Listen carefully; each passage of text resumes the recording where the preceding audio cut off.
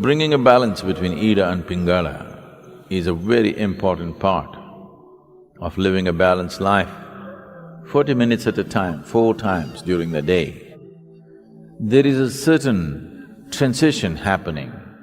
These are called twilight zones or sandhyas, because at this time, the balance between Ida and Pingala shifts very rapidly.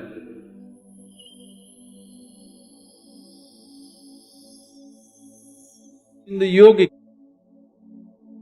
way of looking at things, there is no such thing as body and mind. There is physical body, there is mental body, there's energy body. The energy body comprises of 72,000 nadis. When we say a nadi, it means a channel or a pathway. Nadi does not mean a nerve. If you cut open this body, you will not see the nadis, there is no such thing physically. But experientially, if you observe the nature of the movement of energy in the system, you will see that it always moves along established pathways, never randomly. So there are 72,000 ways in which it moves. 36 on the right, 36 on the left, 36,000 on either side. The right is called as Pingala, the left is referred to as Ida. These are also referred to as sun and moon. So, these two, Ida and Pingala, or the sun and the moon, the right and the left, on the level of your mind signify the logical and the intuitive. When I say intuitive, intuition is not another dimension of perception, but just another dimension of computing. If you have the same amount of information within you, if you go logically, there may be 10 steps to get to a place. Intuition means you don't take the 10 steps, you just jump to the 10th step. But today modern education systems, 100% stomping on the intuitive dimension, only the logical is developed. Anything intuitive is dismissed off as mumbo-jumbo. For everything you have to think through. What your grandmothers just knew, today you have to do $1 billion research to find the same thing. When you have to think through everything, and everything seems to have multiple steps, now life becomes stressful. If one wants to be successful beyond a certain point, there are some things where you should be able to jump the steps and arrive at it. Still the same information, still the same stuff. It is just that you don't have to walk through that many steps every time. This makes life very stressful because it is like you're driving your car on 2 wheels, the other two wheels unused and safe. I don't know for when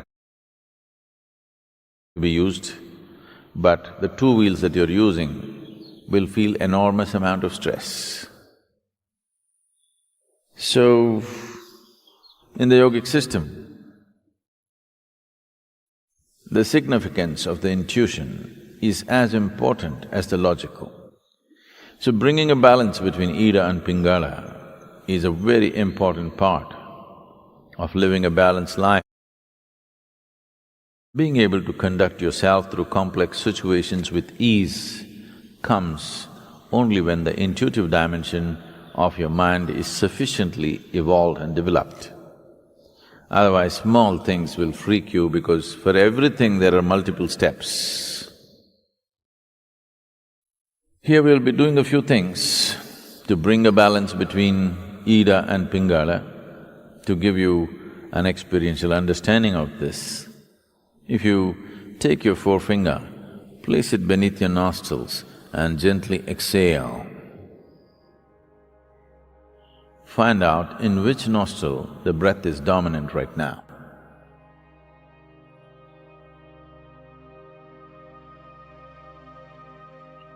How many of you right?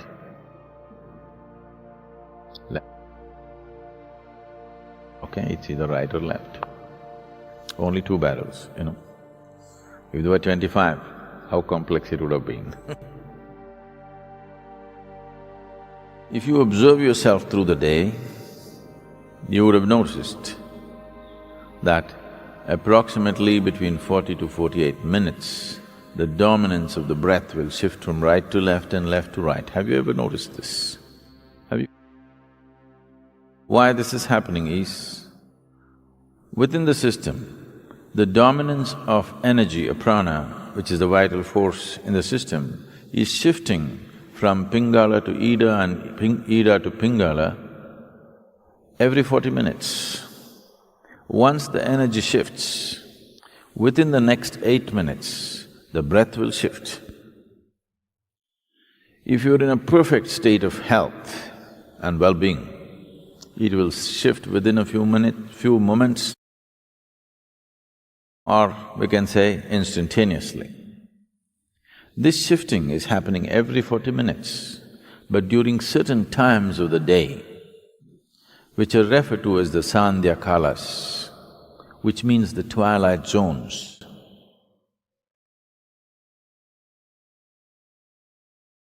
20 minutes before sunrise, 20 minutes after sunrise. Oh, that's okay, Sadhguru, tell me if there are other times. 20 minutes before noon, 20 minutes after noon, 20 minutes before sunset, 20 minutes after sunset, 20 minutes before midnight and 20 minutes after midnight, 40 minutes at a time, 4 times during the day. There is a certain transition happening. These are called twilight zones or sandhyas, because at this time, the balance between Ida and Pingala shifts very rapidly. Because it's shifting rapidly within yourself, it's very easy to bring it to a balance at these times. To an extent, almost everywhere in the world, any spiritual process or practice means morning, evening. Sandhya has become synonymous with spiritual practice. The time has become synonymous with many practices. So, bringing a balance between Ida and Pingala is important for a balanced development of a human being. You feel truly comfortable only when you're in balance, in some way. When there's any kind of imbalance, there's discomfort, isn't it? Yes? When you're experiencing any kind of imbalance, there is discomfort. Only when you attain to a certain balance, you feel really comfortable. So comfort is never really determined by what you're sitting on or where you are. Comfort is determined by how balanced you are within yourself. This basic comfort that every human being must have, unfortunately, has been denied to too many people. Just to sit with total ease in one place is not there in most people right now, isn't it? Simply sitting in ease, complete ease, it is not there. So, when there is no ease, it's a disease. Whether you're medically diagnosed or not, it is a dis-ease. If the dis-ease continues over a period of time, it will manifest itself in the body as a malfunction, which gets labeled as some kind of disease, like incredible names they're coming out with for every kind of problem. The fundamental reason why the system doesn't last its span, it's designed to last its span, but it is not lasting its span because we're keeping it in various levels of imbalance. You drive your car on just 2 wheels all the time, something will break down. So, similarly, the whole system is not being properly kept. There is not enough balance in the system. Only when you're in balance there is comfort, otherwise there is no comfort. One will not know comfort unless he knows some sense of balance within himself. Only when you're in balance, you can be still. And man is ill. Human beings are ill only because they do not know how to be still. Stillness will not come unless there is proper balance. Only when you're totally balanced, you can be still within yourself, otherwise that will not happen.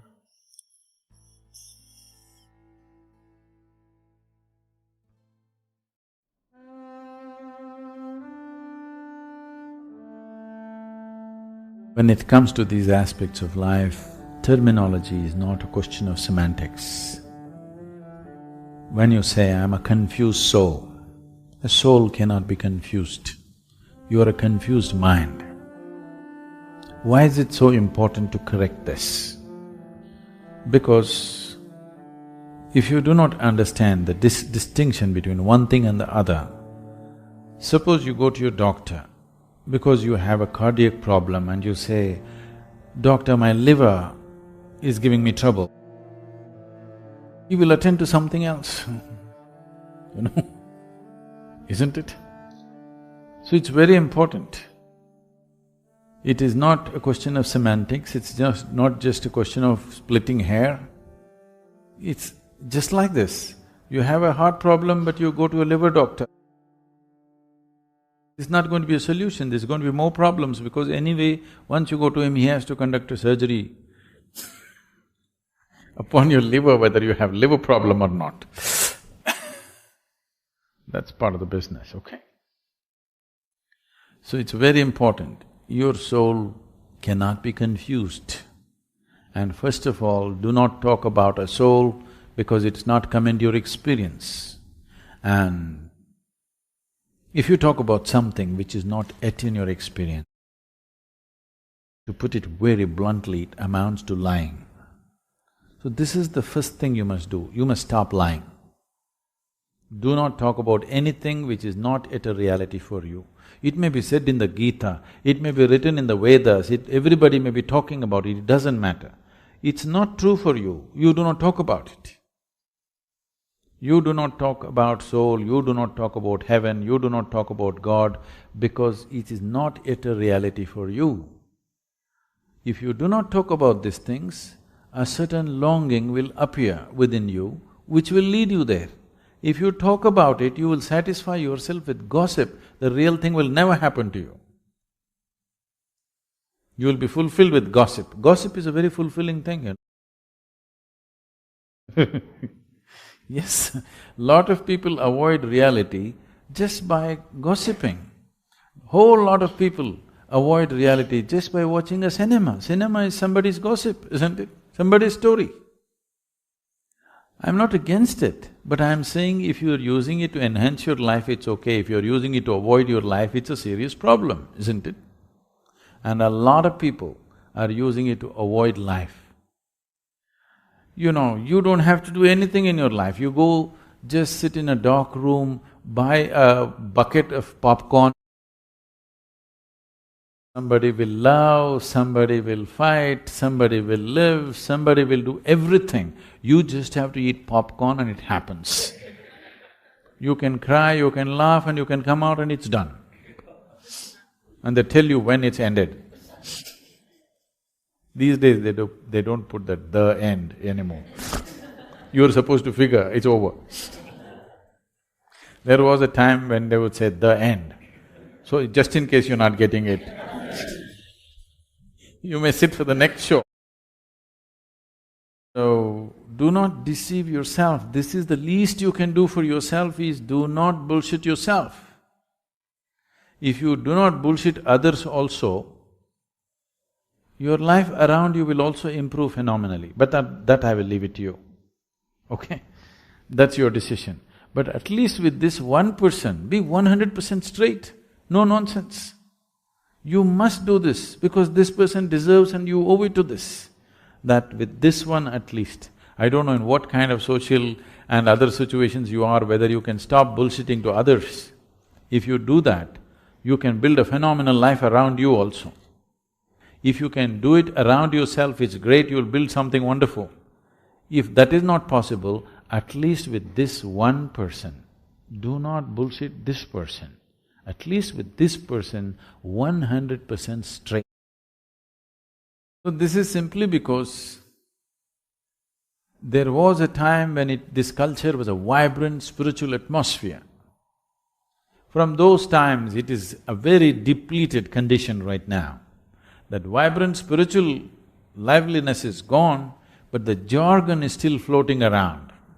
Wherever you go, people are talking about soul, Atma, Paramatma, this, that. The jargon is still floating around in common language and common atmospheres, though the fire is gone. Because of this, it is one way it could have been a positive influence, but it is also a negative influence because you're talking about the highest things in a mundane way, so that all the highest things will just die, just talking about it like gossip. People will discuss Gita on the tea shop, people will nothing wrong with the tea shop, I'm saying not with the necessary focus or the sanctity that it needs. Sanctity not in terms of elevating it to some place, sanctity in terms of if you want to put your hand into the milk, you would see that your hands are clean, isn't it? Because otherwise it'll go bad. This is just like that. If you want to put your hands into something, before that, a little bit of care. Otherwise, you will become a confused soul, which is impossible. But you think it's real. Confused mind, possible. Mind can only be confused. If somebody has a clear mind, he must be a fanatic. Do you understand? The nature of the mind is confusion. That's its beauty, it's always confused because it can't figure anything. But it can gather everything and mull over it endlessly. This is the nature of your logical mind. Mind is always going to be confused unless you're a single-track idiot or you're a fanatic. Otherwise, mind will be confused. A confused mind is good.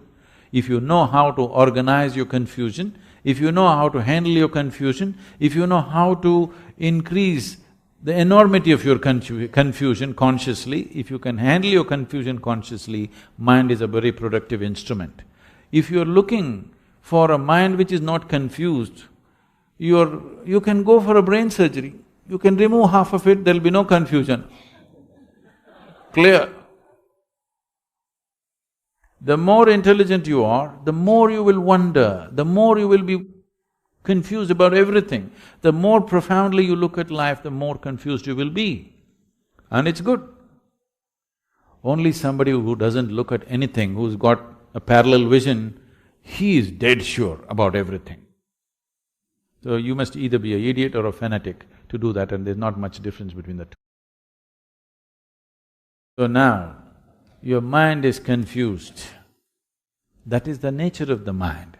You have to learn to use the confusion to your benefit. If your mind is not confused, that means it's not constantly receiving. It is a blocked up mind. Your mind has become a concrete block which is dead sure about everything. Otherwise, constantly if you're perceiving more and more information, it is always confused because it is always receiving much more than it can ever process. So much information. Everything that you see, if you see little more carefully, right in this room you can see so many things that you never thought possible in your life. Do you understand? If you observe just one thing, it will happen like… It is just that people are saying like this and they don't see anything. If they pay enough attention to any one thing, you will see a simple ant can keep your focus on for the rest of your life, it has so much in it. So everything around you, if you pay enough attention, there is so much information, no way can any mind ever process it. Only an unattentive mind thinks it knows everything. An attentive mind is always wondering and confused about every little thing in the universe. And that's the way it should be. You should not suffer your confusion. You must understand if you're constantly confused, that means you have a functioning intelligence. Yes. So, once you have separated your soul and your mind, a non-existent soul in your experience The mind is receiving too many things from every direction all the time, endlessly, in wakefulness and sleep. The five senses are always perceiving endlessly. Most people are not alert to it, so their life becomes stagnant and boring. Confusion means there is still a possibility. Conclusion means it's death. So, don't try to conclude and take away the confusion. Confusion is fine. Right now, do not imagine things which are not true. Confusion is because never in the history of humanity anybody ever figured the nature of creation, nature of life in their mind. You can become life and know life. You can never figure life, just understand this. Never ever can you figure life out. But if you become an absolute piece of life, you will know life for what it is. So the only way to know life is to become one. Are you one? Are you a soul? Are you life? Are you life or no? You are. So become that. Right now you are not a life. You are a bundle of thoughts, emotions, ideas, opinions and prejudices. That is more dominant than the life in you, isn't it? Yes or no? Your thought and emotion is occupying more space than the aliveness that you are. So you are not experiencing yourself as a piece of life, you are experiencing yourself as a bundle of thought and emotion and whatever else. This is a wrong perception. Because you're alive, you may think. You understand? Not because you think that you exist. Because you're alive, you may think if you wish. But right now, the thought process has become so compulsive that people think that is more dominant or is predominant to life. It is not so. It does not… your thought does not exist before life. Because you're alive, you may think. Thoughts, if one's thought is so, focused towards one thing in his life, nothing else seems to matter, such a person is free simply because of his thought. Not a confused thought process. That thought process will not protect you. But if one's thought is like this, that it is absolutely connected to one thing and one thing only, a focused thought, such a thought can give you a lot of protection and a lot of purpose and a lot of capability. That's a different thing. But right now you are not in that state, it's better to use a simple tool. And you don't have to worry that somebody is going to affect you. You need to understand this. If you protect yourself, you will also protect yourself from well-being. Understand? So the protection should be such that only what is not necessary for you is filtered. You need a filter, not a wall. Yes? If you build a wall around you, it'll protect you from life itself. Lot of people are doing this. They want to protect themselves from death and danger, but what they will succeed is they will protect themselves from life. Even life won't touch them. They're so safe. Don't become like that. Life should touch you. Even if life smothers you, it's better than remaining untouched by life.